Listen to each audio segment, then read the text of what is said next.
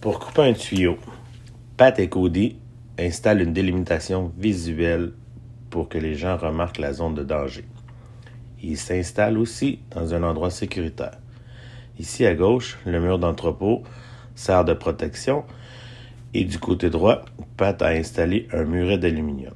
C'est très important de protéger les gens voisinant la zone de coupe de tout projectile possible.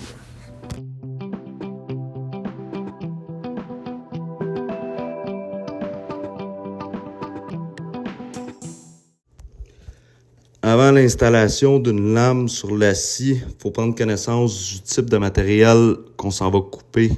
Comme aujourd'hui, on va couper un tuyau de béton qu'on peut appeler aussi un tuyau de TBA. On a 3 sortes de lames. La lame noire, elle sert à couper la fonte et du PVC. La deuxième lame, on peut remarquer que les dents sont plus droites, espacées. Elle sert à couper l'asphalte.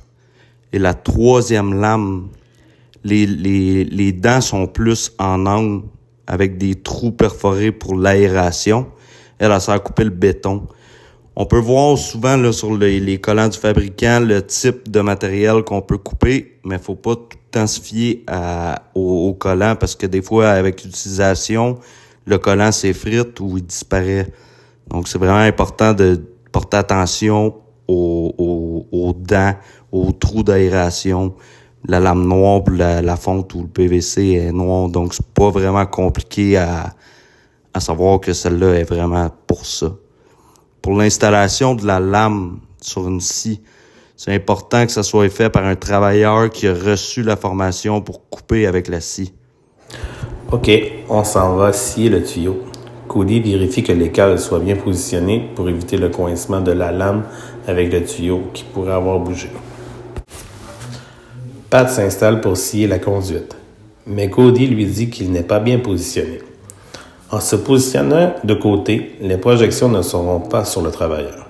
En plus, si la scie fait un rebond, un kick, il y a moins de danger de recevoir la scie dans le visage.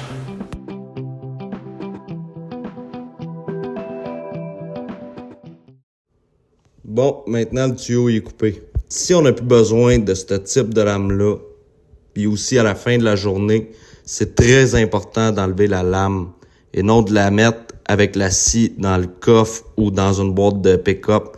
Ça prend pas grand-chose pour l'abîmer, pour la fêler ou même pour la casser. Ça peut être très dangereux pour nous-mêmes, très dangereux pour la prochaine personne qui va l'utiliser. Ça peut même être dangereux pour un piéton qui passe en arrière de vous ou dans la rue.